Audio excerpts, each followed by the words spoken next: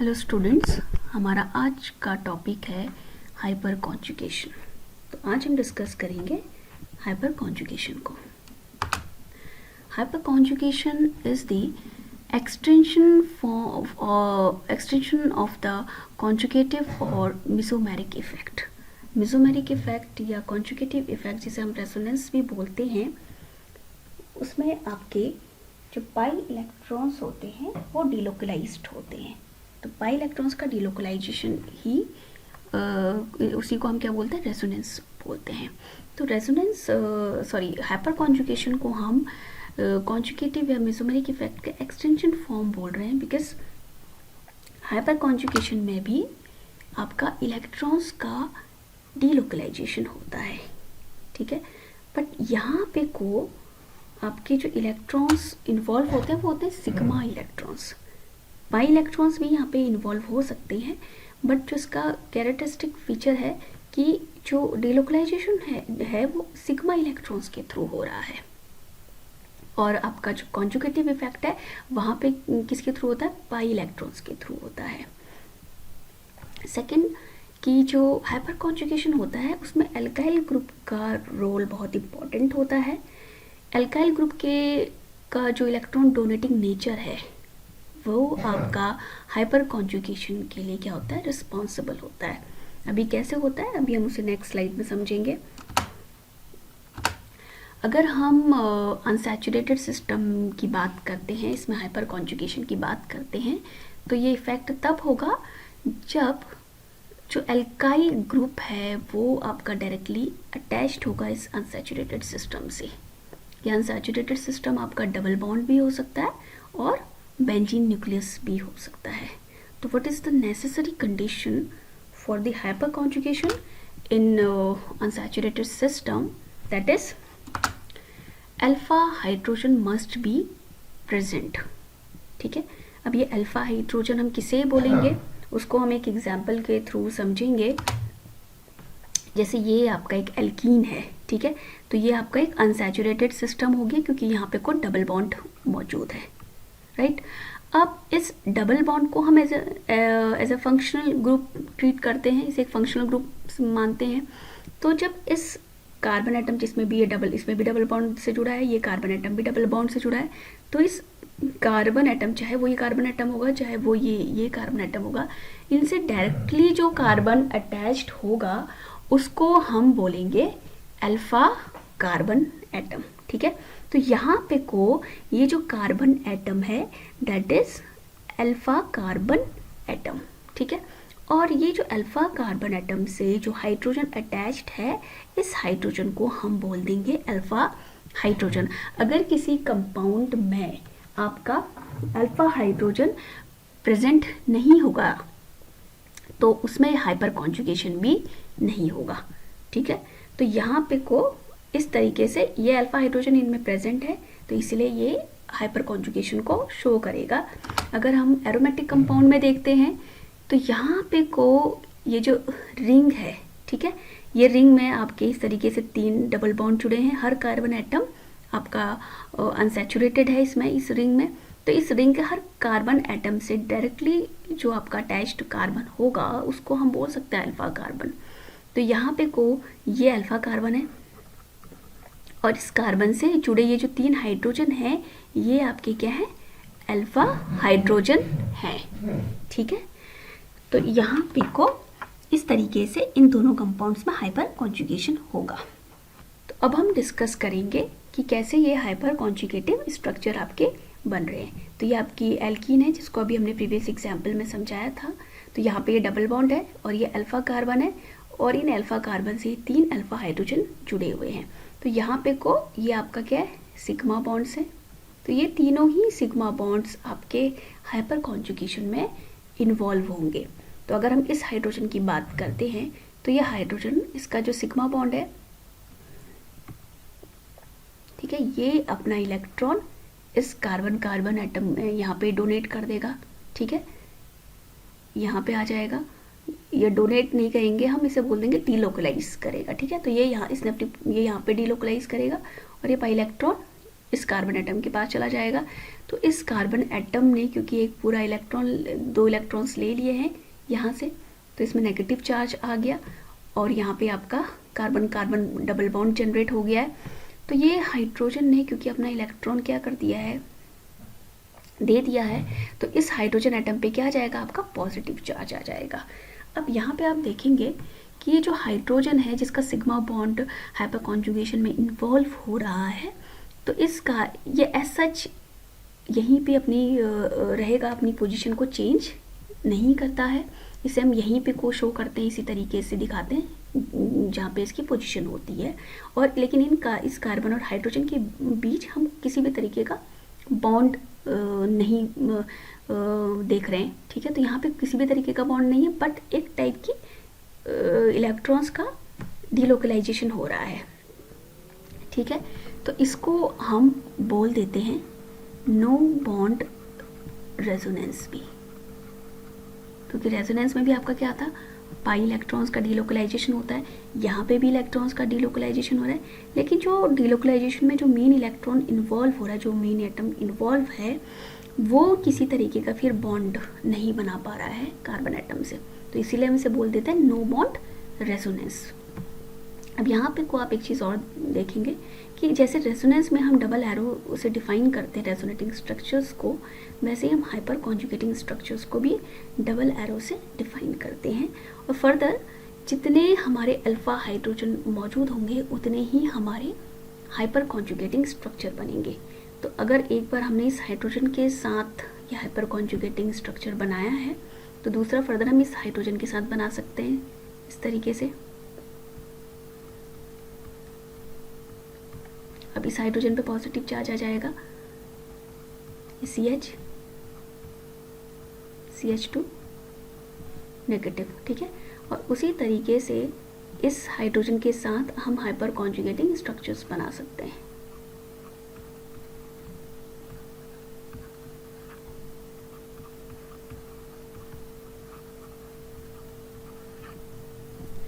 तो यहाँ पे कोई इस तरीके से 3 हाइपर कॉन्जुगेटिंग स्ट्रक्चर्स बन रहे हैं because of these 3 alpha hydrogens. इसी तरीके से अगर हम इस टॉल्वीन में देखते हैं, तो यहाँ पे टॉल्वीन में यहाँ पे को ये आपकी 3 अल्फा हाइड्रोजन है, तो यहाँ पे ये जो पाई इलेक्ट्रॉन है ये इस कार्बन एटम के पास चला गया, और ये जो सिग्मा इलेक्ट्रॉन है ये आपका यहाँ चला गया, सॉरी, ठीक है। तो यहाँ पे को हाइड्रोजन में पॉजिटिव चार्ज आ गया और यहाँ पे को इस कार्बन एटम में नेगेटिव चार्ज आ गया। तो अब आप देखोगे कि यहाँ पे ये जो नेगेटिव चार्ज है जो रिंग में आया है because of this hyper conjugation, ये अब रिंग में डिलोकलाइज कर सकता है और रेजोनेटिंग स्ट्रक्चर बनाएगा, ठीक है।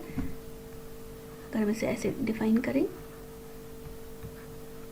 तो टॉल्वीन में आपका हाइपर कॉन्जुगेशन के थ्रू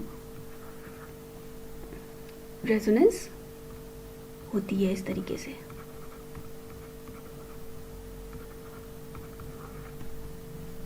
फर्दर ये इलेक्ट्रॉन यहाँ चला जाएगा और ये इलेक्ट्रॉन आपका यहाँ चला जाएगा, इस तरीके से आपकी फर्दर रेजोनेटिंग स्ट्रक्चर्स बनेंगे।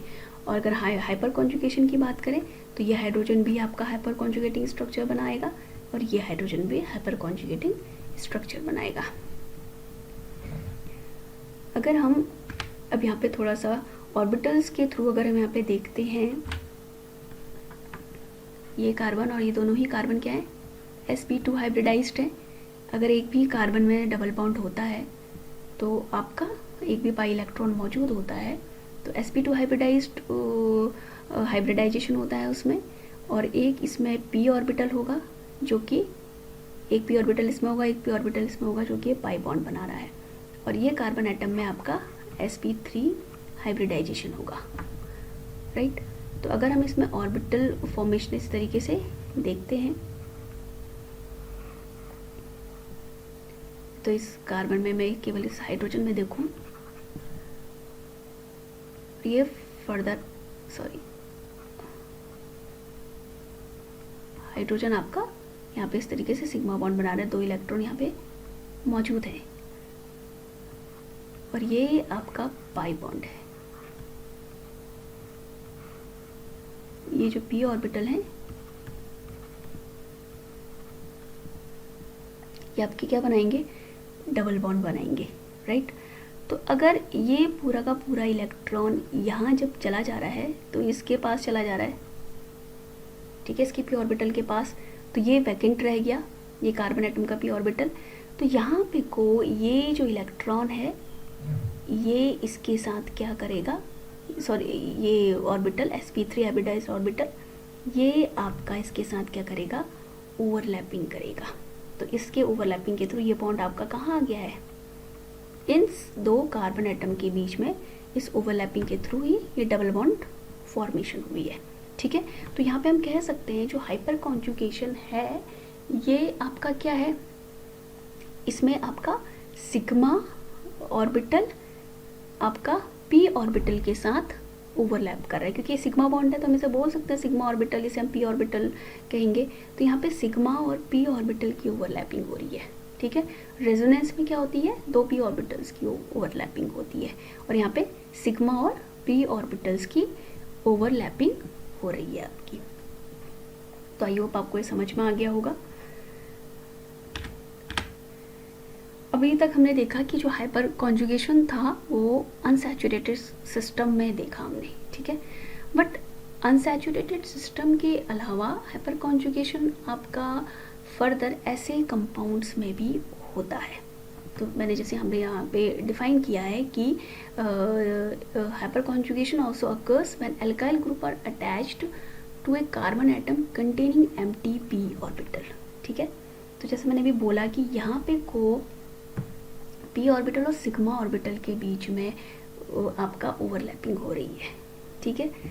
बट आपका अगर कोई इस तरीके का स्ट्रक्चर, इसे हम बोलते हैं कार्बोकेटाइन, इसको आप रिएक्शन मैकेनिज्म में पढ़ोगे, उसको हम फर्दर डिटेल में वहीं डिस्कस करेंगे। बट यहाँ पे मैं थोड़ा सा ब्रीफ में बता रही हूँ कि जो कार्बोकेटाइन है जब इसमें पॉजिटिव चार्ज लगता है, इसी तरीके से आपका फ्री रेडिकल्स भी होते हैं, तो इनमें भी हाइपर कॉन्जुगेशन होती है, क्योंकि इसका ये जो कार्बन एटम है ये भी आपका sp2 हाइब्रिडाइज्ड है, इसमें एक एम्प्टी p ऑर्बिटल मौजूद है, ठीक है। तो इस कार्बन प्लस को आप एज जैसे हम double bond containing carbon atom देख रहे थे, अनसैचुरेटेड कार्बन एटम्स देख रहे थे, उससे अल्फा कार्बन देख रहे थे और अल्फा हाइड्रोजन। तो यहाँ पे इससे अल्फा का तीन अल्फा कार्बन जुड़े हैं और इन अल्फा कार्बनों में हाइड्रोजन मौजूद है, अल्फा हाइड्रोजन्स मौजूद हैं। तो यहाँ पे को अगर हम इसका देखते हैं तो यहाँ पे ये कार्बन एटम है जो डायरेक्टली इस कार्बोकेटाइन से इससे जुड़ा हुआ है, इस कार्बन एटम से। तो यहाँ पे ये आपका sp3 हाइब्रिडाइज्ड ऑर्बिटल CH3 का, ठीक है, इस एम्प्टी p ऑर्बिटल के साथ ओवरलैपिंग कर रहा है और उसके थ्रू यहाँ पे को हाइपर कॉन्जुगेशन हो रही है, ठीक है। तो इसको जो कार्बोकेटाइन है या फ्री रेडिकल है, इन्हें हम रिएक्शन मैकेनिज्म में डिस्कस करेंगे। तो इस तरीके से जो हाइपर कॉन्जुगेशन होती है वो जनरली हम कह सकते हैं कि जो सिग्मा बॉन्ड है और p ऑर्बिटल है इसकी ओवरलैपिंग के थ्रू ये क्रिएट होती है। तो ये था हमारा हाइपर कॉन्जुगेशन, ठीक है। तो आई होप आपको ये समझ में आया होगा। अब हम हाइपर कॉन्जुगेशन से रिलेटेड कुछ क्वेश्चंस करेंगे तो उससे आपको और क्लैरिटी हो जाएगी हाइपर कॉन्जुगेशन को लेकर। तो जैसे हमारा फर्स्ट ये जो क्वेश्चन है यहाँ पे हम डिस्कस कर रहे हैं, how many hyper hyper conjugative structures are present in the following compounds, ठीक है। तो इस कंपाउंड ये जो कंपाउंड्स यहाँ पे हमने 3 कंपाउंड्स लिखे हुए हैं, इनमें कितने हाइपर कॉन्जुगेटिव स्ट्रक्चर्स बन सकते हैं हमें ये बताना है यहाँ पे। तो पहले तो सबसे पहले जो कंडीशन है ये तीनों ही आपके अनसैचुरेटेड कंपाउंड है। तो यहाँ पे हम सबसे जो फर्स्ट देखेंगे वो देखेंगे कि अल्फा कार्बन और उस अल्फा कार्बन में कितने अल्फा हाइड्रोजन मौजूद हैं। तो अगर हम फर्स्ट कंपाउंड देखते हैं तो इसका अल्फा कार्बन ये है और इस कार्बन को हम क्या बोल देंगे, बीटा कार्बन। तो इस बीटा कार्बन के हाइड्रोजन से हमें कोई मतलब नहीं है, इसलिए हाइपर कॉन्जुगेशन में इन्वॉल्व नहीं हो सकता है, ठीक है, क्योंकि यहाँ से ओवरलैपिंग नहीं हो सकती है इस कार्बन एटम की। तो यहाँ पे को ये जो अल्फ़ा कार्बन है, इस अल्फ़ा कार्बन में कितने अल्फ़ा हाइड्रोजन मौजूद हैं? दो अल्फ़ा हाइड्रोजन मौजूद हैं। तो मैंने बोला था जितने अल्फ़ा हाइड्रोजन मौजूद होंगे उतने ही आपके हाइपर कॉन्जुगेटिव स्ट्रक्चर्स बनेंगे। तो यहाँ पे कितने हाइपर कॉन्जुगेटिव स्ट्रक्चर्स बनेंगे? 2। ठीक है, अब हम सेकंड क्वेश्चन देखते हैं। सेकंड में अल्फ़ा कार्बन ये है, केवल एक ये अल्फ़ा कार्बन है और केवल एक ही अल्फ़ा हाइड्रोजन है। ये दोनों ही मिथाइल ग्रुप जुड़ गए हैं यहाँ पे को। तो यहाँ पे को केवल एक हाइपर कॉन्जुगेटिव स्ट्रक्चर बनेगा। अगर हम यहाँ पे देखते हैं अल्फ़ा कार्बन ये है और इस अल्फ़ा कार्बन में कोई भी अल्फ़ा हाइड्रोजन नहीं है, नो अल्फ़ा हाइड्रोजन, तो यहाँ पे को कोई भी हाइपर कॉन्जुगेटिव स्ट्रक्चर नहीं बनेगा। ठीक है, तो यहाँ पे 2 बनेंगे, यहाँ पे 1 बनेगा और यहाँ पे नन, कोई भी हाइपर कॉन्जुगेटिव स्ट्रक्चर्स नहीं बनेगा। हमारा नेक्स्ट क्वेश्चन है how many hyper conjugative structures are present the following compounds. इन दोनों कंपाउंड्स में भी हम देख रहे हैं कि कितने हाइपर कॉन्जुगेटिव स्ट्रक्चर्स बन सकते हैं। तो ये अब यहाँ पे को देखिए आप कि ये कार्बन एटम है, ये 2 कार्बन एटम जो कि इस डबल बॉन्ड से जुड़े हैं। तो हम देखना होता है कि जो डबल बॉन्ड से जुड़े हुए कार्बन एटम है, क्योंकि ये भी अनसैचुरेटेड है, ये भी अनसैचुरेटेड है, तो इन दोनों ही कार्बन से जुड़ने वाले कार्बन को हम क्या बोलेंगे? अल्फा कार्बन, डायरेक्टली अटैच्ड है। तो इस कार्बन से डायरेक्टली अटैच्ड ये भी है, तो ये भी अल्फा कार्बन है, ये भी अल्फा कार्बन है, और इस कार्बन के लिए अल्फा कार्बन क्या हो गया? ये। तो यहाँ पे 3 अल्फा कार्बन एटम मौजूद हैं और इन तीनों अल्फा कार्बन में इसमें 3 हाइड्रोजन मौजूद हैं। तो टोटल कितने हाइड्रोजन्स हो गए? 9 अल्फा हाइड्रोजन। तो इसका मतलब यहाँ पे को 9 हाइपर कॉन्जुगेटिव स्ट्रक्चर्स बनेंगे। अब हम यहाँ पे को देखते हैं। तो यहाँ पे ये दोनों आपके कार्बन कार्बन डबल बॉन्ड है, तो यहाँ पे को कोई भी अल्फा कार्बन मौजूद नहीं है, बट इस कार्बन एटम में एक अल्फा कार्बन ये है, एक अल्फा कार्बन ये है। यहाँ पे 3 अल्फा हाइड्रोजन है, यहाँ पे 2 अल्फा हाइड्रोजन है, तो यहाँ पे 5 अल्फा हाइड्रोजन है। तो इस स्ट्रक्चर में 5 हाइपर कॉन्जुगेटिव स्ट्रक्चर्स बनेंगे।